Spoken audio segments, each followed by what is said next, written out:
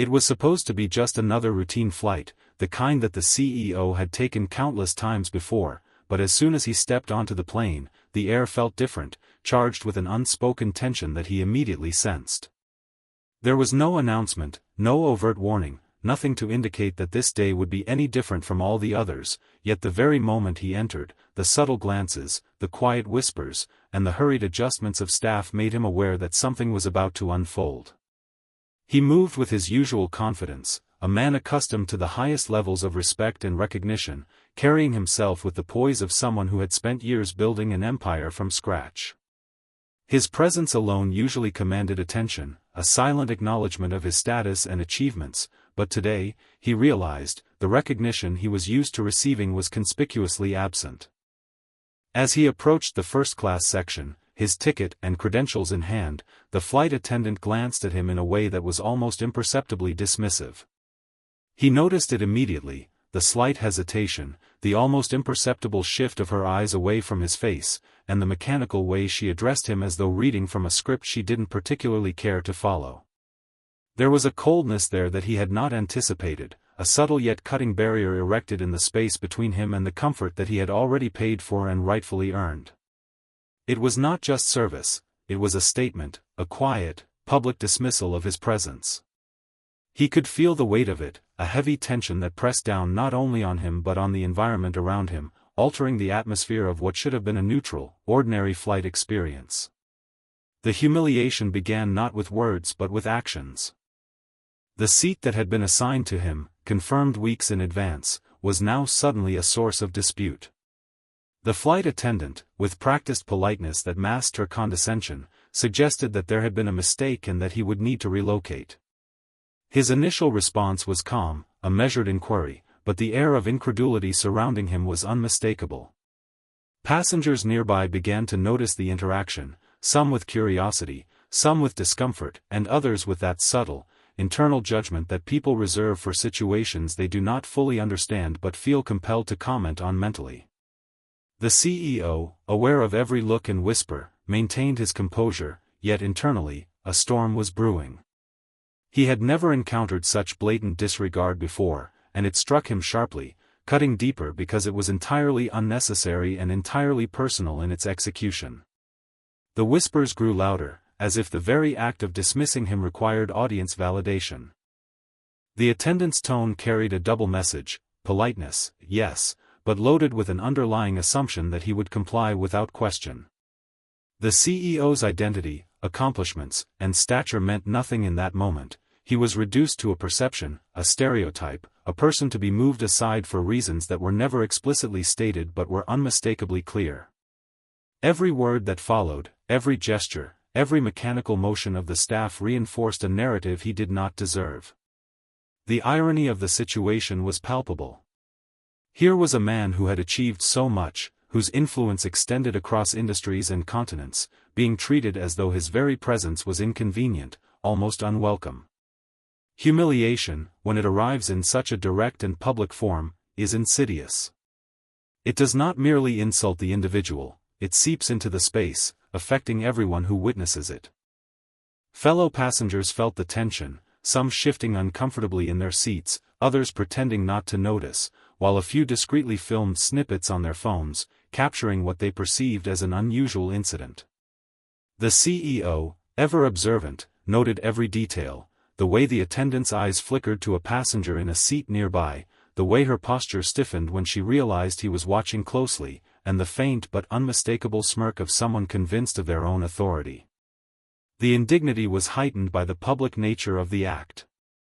This was not a private confrontation that could be handled quietly or internally, it was on display, visible to everyone, a spectacle engineered not out of necessity but out of prejudice. He tried, as anyone in his position might, to defuse the situation calmly, speaking politely, asking for clarification, attempting to assert his rightful position without raising his voice. But every effort seemed to be met with subtle resistance, a polite yet firm denial, a way to remind him that, in this microcosm of authority, he was not in control. The experience, while brief in duration, felt prolonged, a drawn-out exercise in testing patience and composure. He became acutely aware of the psychological mechanics at play, recognizing the humiliation for what it was, a display of power, or rather, a misuse of perceived power, designed to belittle, unsettle, and destabilize him. In that moment, the CEO felt the full weight of social dynamics and prejudice converge on him.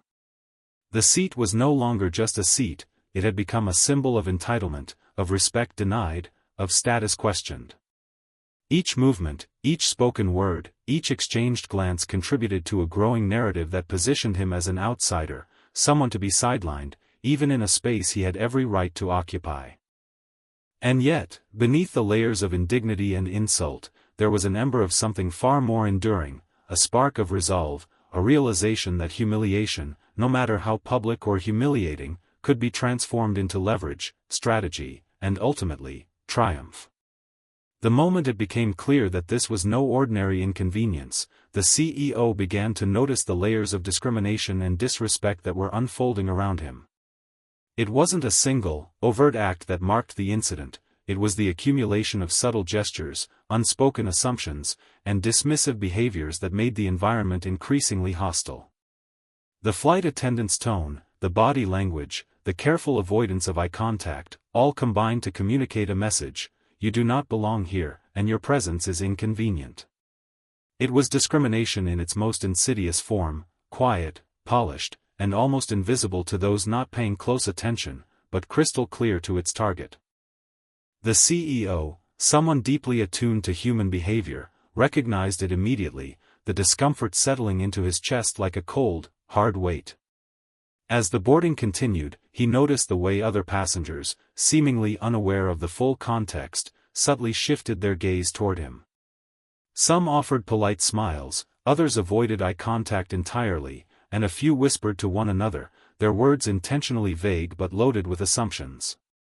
It was as if they were trying to make sense of an incident they could not name, yet they felt compelled to comment on. In this environment, he realized, his status, achievements, and identity were being undermined by the implicit biases of those around him. The subtle humiliation was compounded by a public awareness. Every small act of disrespect was witnessed and, in some ways, validated by the audience of fellow passengers. He could feel the invisible pressure of societal expectations pressing down, as though he were being tested, his reaction scrutinized, his dignity measured against an unspoken standard of compliance. The flight attendant, meanwhile, continued her performance of courteous professionalism, but her actions betrayed an undercurrent of disdain. Every instruction she offered was delivered with a mechanical precision that emphasized her control over the situation. She asked for identification, confirmed seating, and repeated directives, all in a tone that suggested he should accept the changes without objection. The careful politeness was a tool of power, wielded with the intent to communicate that questioning or challenging the authority in this space was inappropriate. Each word, each gesture, each careful glance was designed to reinforce the notion that he was an outsider, that he was somehow less deserving, that he should accept the minor indignities as part of his place on this flight. It was subtle, but the CEO recognized it instantly. The language of discrimination does not always need to be explicit to be felt, and today, it was being communicated in every interaction. It was not only the flight attendant who contributed to the atmosphere of disrespect. Other staff members, though less directly involved, mirrored the behavior in small, almost imperceptible ways. A delayed response to his requests, a quick, dismissive nod, a faint tightening of the jaw when he approached, they were minor gestures, almost invisible individually, yet together they formed a pattern. This pattern, he realized, was deliberate, conscious or not, and spoke to a systemic failure to recognize and honor the humanity and achievements of certain individuals based on appearance alone. The CEO, despite years of navigating corporate hierarchies and dealing with high-pressure situations, found himself in a position where the social script was being rewritten around him, casting him in a role he had never auditioned for, the person who was less, who must yield to those perceived as more deserving. He also noticed the reactions of other passengers. Some offered sympathetic looks, their subtle nods or quiet murmurs hinting that they recognized the injustice but felt powerless to intervene.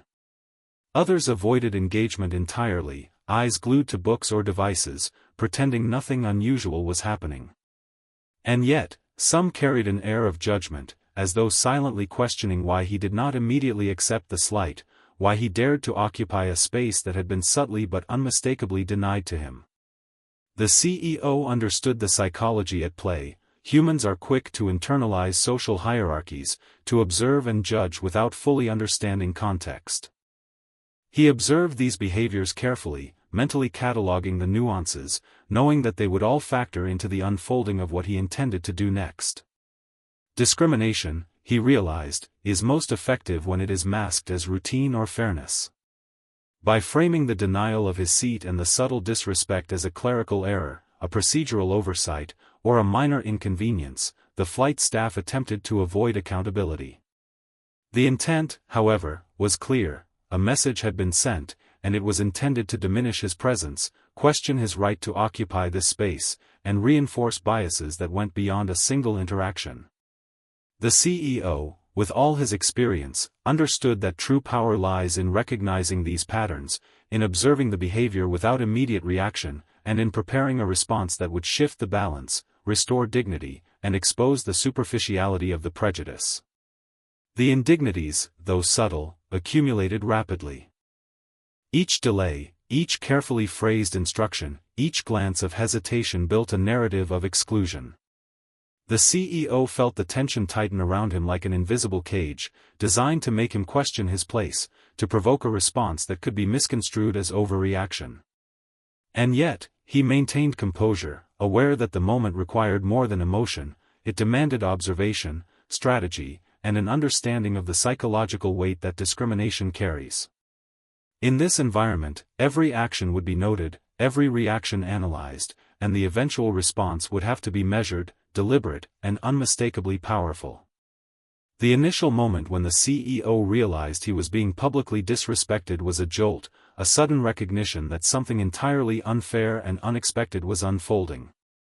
Anger surged almost immediately, a natural response to being treated in a way that undermined his dignity and authority.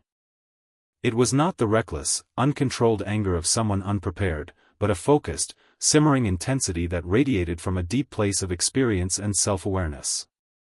Years of navigating high-stakes business negotiations and commanding rooms full of influential people had taught him that raw emotion, if unchecked, could be a liability. Yet, even with that knowledge, the initial spark of outrage was undeniable, a visceral response to a blatant injustice that he could neither ignore nor excuse. He felt the heat of indignation rise, a pulse that seemed to echo in his chest, and for a moment, the world around him narrowed to the immediate injustice of the situation.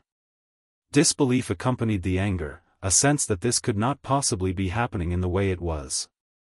He had flown countless times before, seated among diverse groups of passengers, and had never encountered such blatant disrespect or exclusion. Yet here it was, undeniable and present, enacted in a way that left no room for misinterpretation. The cognitive dissonance was striking. He had to reconcile his understanding of the world, of how society and institutions were supposed to operate, with the reality unfolding in front of him. Every glance from the staff, every whisper from nearby passengers, every mechanical gesture of dismissal compounded the disbelief. He found himself momentarily frozen, as if trying to parse the scenario, to understand whether this was a single error, a mistake born of negligence, or a deliberate act of discrimination designed to provoke a reaction. Restraint, however, quickly followed. Though anger and disbelief burned intensely within him, the CEO recognized that responding impulsively would only serve to escalate the situation in ways that were unproductive and potentially damaging. He understood that control, even in moments of profound insult, was a form of power in itself. Restraint was not weakness, it was a tactical decision, a conscious choice to hold back immediate reactions and allow thought, strategy, and observation to guide the next move. The challenge was immense, to manage the physical and emotional responses while being acutely aware that he was under the scrutiny of both staff and fellow passengers. Every muscle, every facial expression, and every tone of voice had to be controlled to avoid revealing the depth of his initial emotional reaction while simultaneously preparing for a more calculated response. The CEO's mind began racing, cataloging every detail of the situation, the tone of the flight attendant, the timing of her words, the subtle cues of other staff, the reactions of passengers near him. He noticed the way a couple of nearby travelers shifted uncomfortably, the faint glances of judgment, and the hurried adjustments of personal items as if trying to avoid being caught in the tension. Each observation was another data point, feeding a mental framework that would later inform his response. While the world around him seemed designed to provoke a rash reaction, he cultivated an internal calm, a quiet, controlled awareness that allowed him to separate the emotional impact from the strategic considerations. It was a delicate balance, maintaining composure in the face of disrespect while also recognizing the need to act decisively when the moment presented itself. Anger, however, was not entirely suppressed. It simmered beneath the surface, coiled and ready to be directed with precision. The CEO understood that anger could be a tool if wielded properly, a source of energy and focus rather than a reaction that clouds judgment. He allowed himself brief moments to feel it fully, acknowledging the injustice without permitting it to dictate his immediate behavior. The intensity of the emotion sharpened his awareness, heightened his sensitivity to the dynamics around him, and clarified the stakes of the situation. He knew that every micro-movement, every word exchanged, and every interaction could either reinforce the humiliation he was experiencing or set the stage for a reversal that would reclaim his dignity and assert his authority. Disbelief, too, played a role in shaping his strategy. By recognizing how surreal and unreasonable the situation was, he gained a mental advantage. The absurdity of being publicly shamed despite his accomplishments, wealth, and status highlighted the pettiness and bias of those who were orchestrating the humiliation. Understanding the irrationality of the behavior around him allowed him to mentally detach from the personal sting and view the incident analytically. He began to see patterns, predict potential responses from the staff, and consider the broader social context in which the disrespect was occurring. It became clear that a careful, deliberate approach would be far more effective than immediate confrontation or emotional retaliation. Restraint, in combination with awareness, became the guiding principle. The CEO adopted a calm exterior, projecting neutrality and measured confidence while internally preparing for the move that would ultimately reverse the power dynamics. He controlled his breathing, maintained steady eye contact when appropriate, and used subtle body language to convey dignity and composure, refusing to allow the staff's discriminatory behavior to force him into a defensive posture. Each moment of restraint was a silent assertion of control, a refusal to be manipulated by the superficial display of authority and bias. Throughout this initial period, the CEO experienced a complex blend of emotions, the sting of disrespect, the flash of anger, the astonishment of disbelief, and the disciplined control of restraint. These reactions did not exist in isolation, they intertwined, informing his understanding of the environment and his potential strategies. He was acutely aware that the stakes were not merely personal but also symbolic, representing broader issues of respect, recognition, and equality. As he navigated the first moments of humiliation, the balance of emotion and reason began to shape the path forward, preparing him for the decisive action that would soon follow. After the initial shock of humiliation and the surge of anger began to subside, the CEO's mind shifted into its natural mode of calculation and strategy. He understood instinctively that responding impulsively could backfire, potentially escalating the situation in ways that would leave him further exposed rather than restoring his dignity. Instead, he focused on observing, analyzing, and formulating a response that would not only address the disrespect but also transform it into a decisive advantage. This was a man whose professional life had been built on foresight, anticipating moves in boardrooms, negotiating billion-dollar deals, and turning seemingly disadvantageous positions into opportunities for triumph. Now, on this plane, he applied the same analytical rigor, viewing the insult not as a personal affront to be fought with raw emotion but as a challenge to be navigated with intelligence and precision. He began by cataloging every factor that could influence the outcome. The flight attendant's behavior, though outwardly polite, contained numerous telltale signs of condescension and subtle bias, and he took note of her patterns, the way she positioned herself, the tone of her voice, the selective attentiveness with which she responded to other passengers. He also observed the reactions of nearby travelers, noting who seemed sympathetic, who appeared indifferent, and who might act as witnesses or amplifiers to any confrontation or display. Each piece of information became part of a larger mental map, a landscape of leverage and opportunity that he could exploit when the moment was right. The CEO recognized that a carefully executed response could shift the power dynamics entirely, turning the tables not just for himself but also making a broader statement about respect, authority, and the consequences of underestimating him. While considering options, he reflected on the nature of public perception and social dynamics. In these moments, perception often matters as much as reality.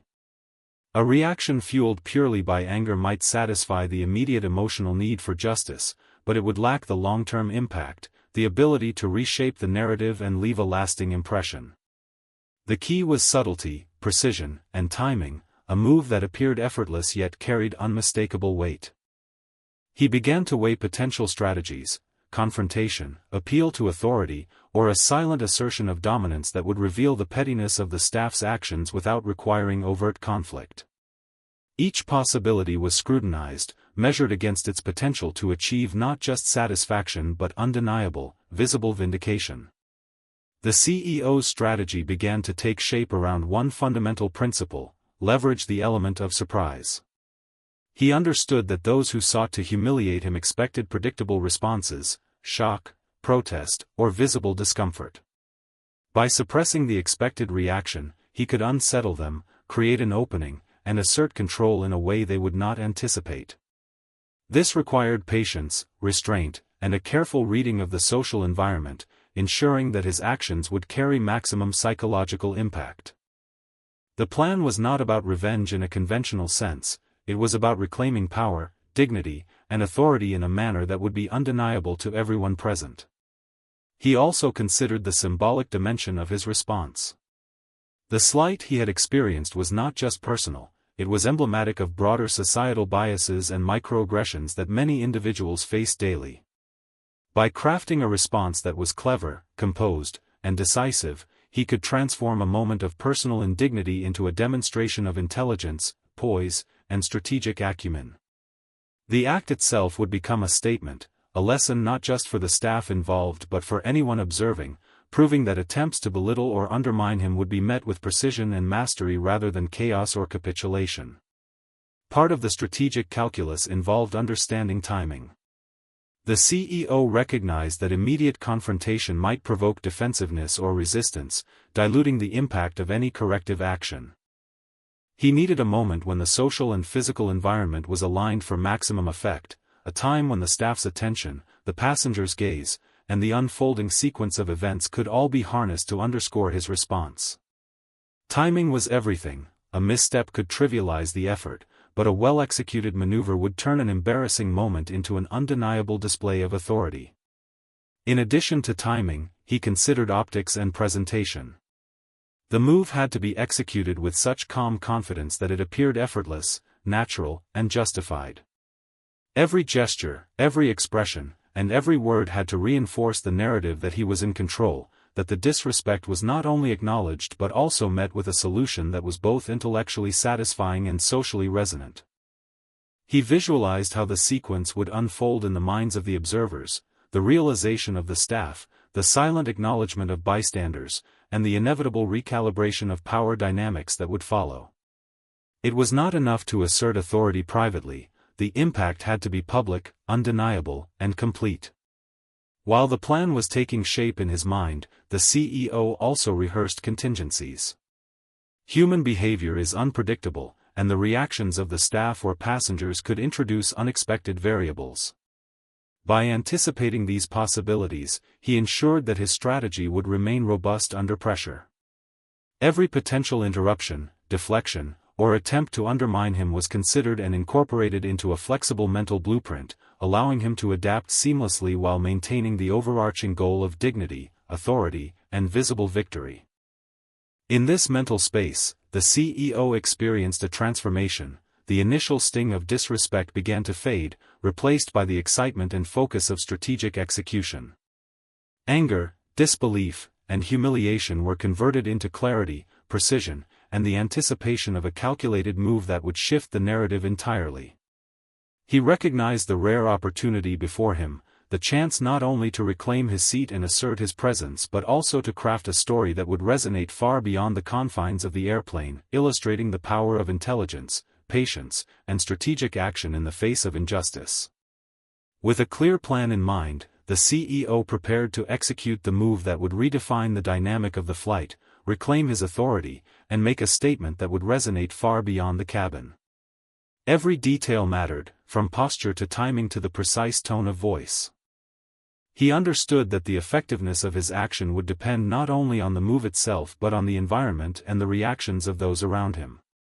The flight attendant, confident in her assumption of control, remained unaware of the mental calculation taking place in front of her. She believed she had dictated the rules, that the slight inconvenience she had engineered would pass without consequence. The CEO, however, had been observing every nuance, every gesture, every flicker of expression, and had chosen the perfect moment to act, a moment when her attention was divided, the passengers' curiosity piqued, and the cabin's atmosphere was thick with unspoken tension. He began with a subtle adjustment, a shift in his demeanor that projected calm confidence while masking the intensity of his focus. His body language spoke of control and composure, signaling to everyone present that he was not to be underestimated. Each movement was deliberate, measured, and slow enough to command attention without seeming forced.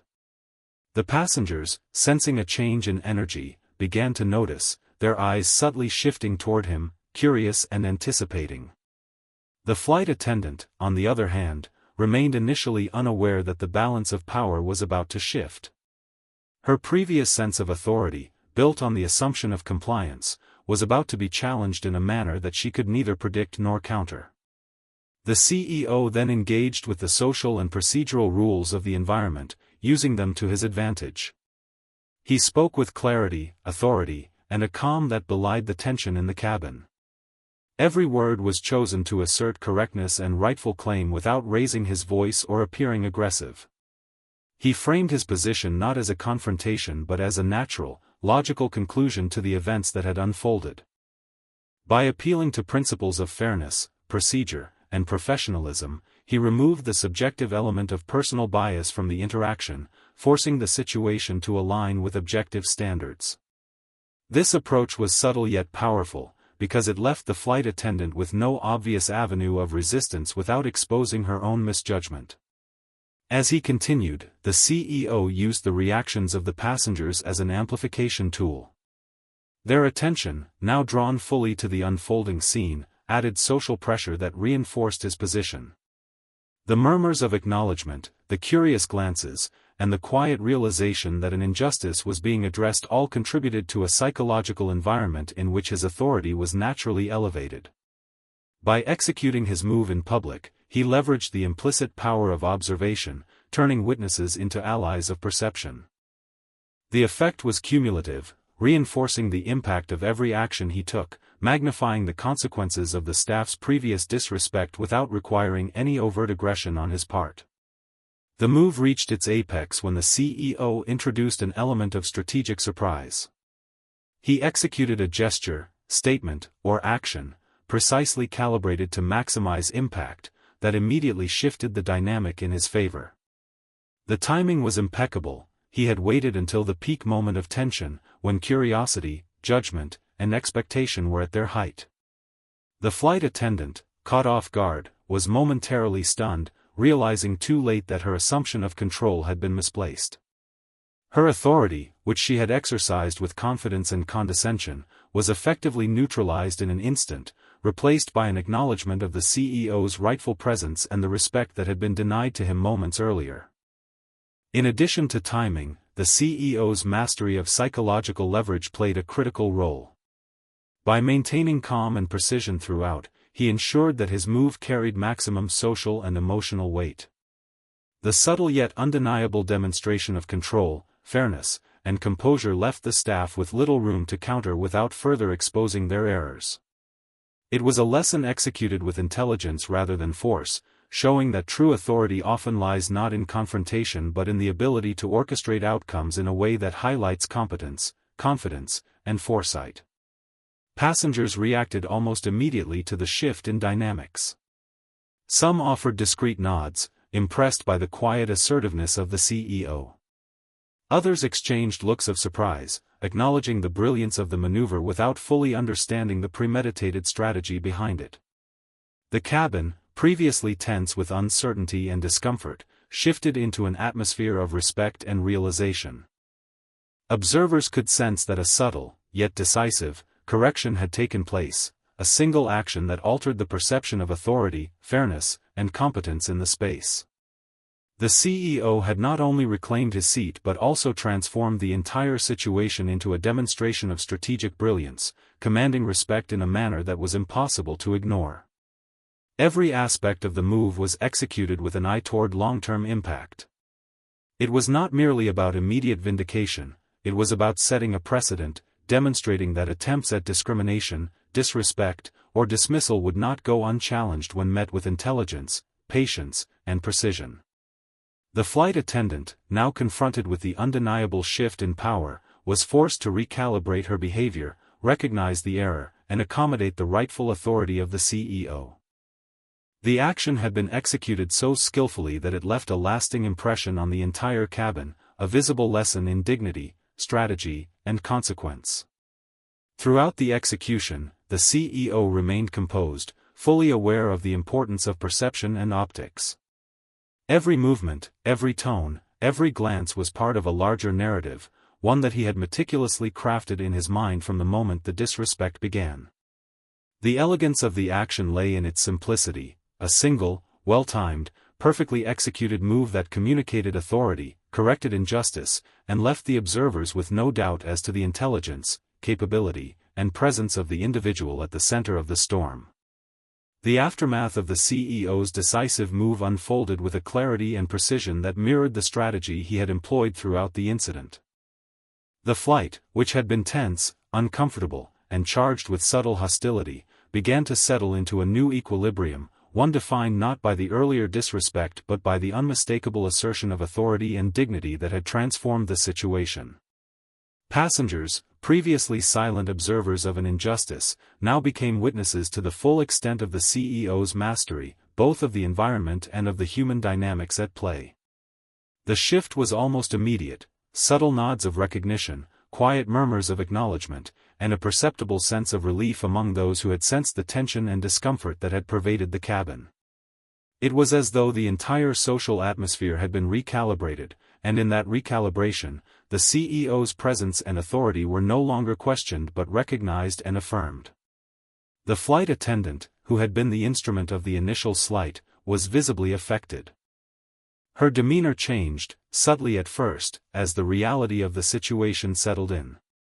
The carefully maintained aura of authority that she had relied upon crumbled under the weight of the CEO's strategic execution.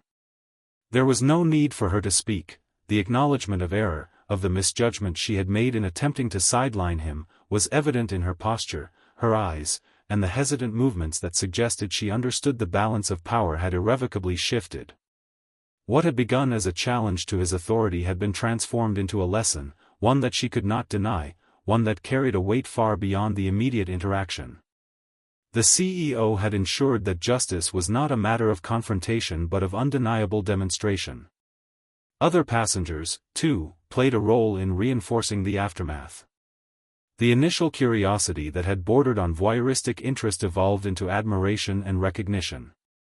Those who had been skeptical or indifferent now witnessed the competence, poise, and calculated intelligence that had guided the CEO's actions.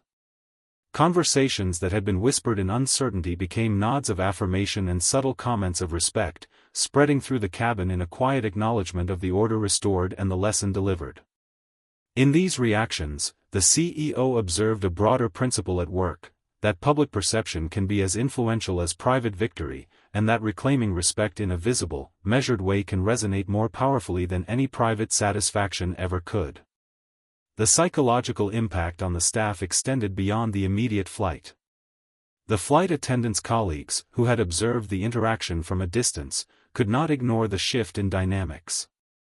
The lesson was multifaceted: respect cannot be assumed, authority cannot be disregarded based on superficial judgments, and attempts to undermine someone's dignity carry consequences that extend beyond the personal moment. This subtle yet profound teaching reinforced broader social norms, demonstrating that strategic intelligence, patience, and controlled execution are powerful tools for asserting justice in environments where bias or prejudice may surface. It was a demonstration that power exercised with intelligence and foresight carries far more weight than power exercised through arrogance or assumption. The CEO himself experienced a range of emotions in the aftermath, though they were tempered by the professionalism and strategic mindset that had guided his actions. Satisfaction was present, of course, a deep and resonant acknowledgement that the injustice had been corrected and that the dignity which had been challenged was fully restored.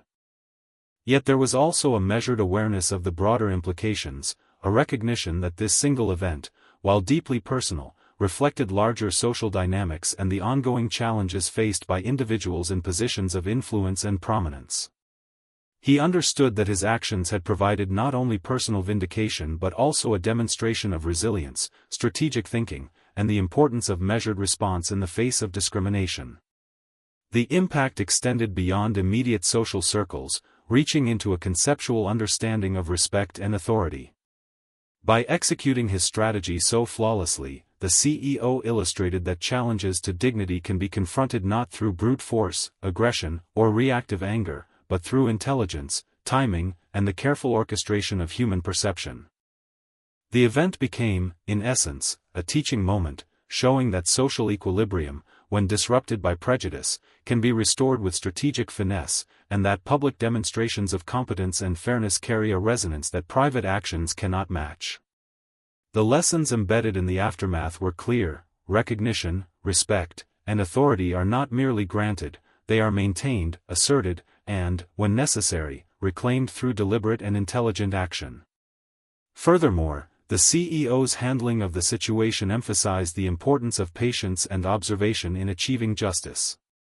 By resisting the immediate urge to confront or react in anger, he created the conditions necessary for a response that was both proportionate and unforgettable. His patience allowed him to gather intelligence, read the environment, and select the precise moment when the execution of his move would carry maximum effect. This methodical approach highlighted the value of strategic foresight in dealing with complex social interactions, particularly when bias or discrimination is involved. In the broader context, the aftermath served as a subtle but powerful critique of systemic behavior. The initial disrespect had been rooted in assumptions, superficial judgments, and an underestimation of capability. By reversing the situation so completely, the CEO not only reclaimed his dignity but also exposed the fallacy of these assumptions. Observers, both direct and indirect, were forced to reassess their perceptions, to recognize the consequences of disrespect, and to acknowledge the authority, intelligence, and strategic acumen of an individual who had been unjustly marginalized. The correction was not loud or aggressive, it was methodical, undeniable, and socially resonant, leaving a lasting impression on all who had witnessed it. In the end, the aftermath was a combination of restored respect, broader social teaching, and personal satisfaction. The CEO had not only navigated a deeply uncomfortable and humiliating situation but had also transformed it into an opportunity to demonstrate the power of strategic action, intelligence, and composure. The consequences for those who had attempted to undermine him were immediate and undeniable, illustrating that attempts to belittle, dismiss, or marginalize an individual can be met with responses that are both elegant and irrevocable. The cabin, once tense with uncertainty and subtle hostility, now carried an unmistakable tone of acknowledgement, respect, and recalibrated social balance.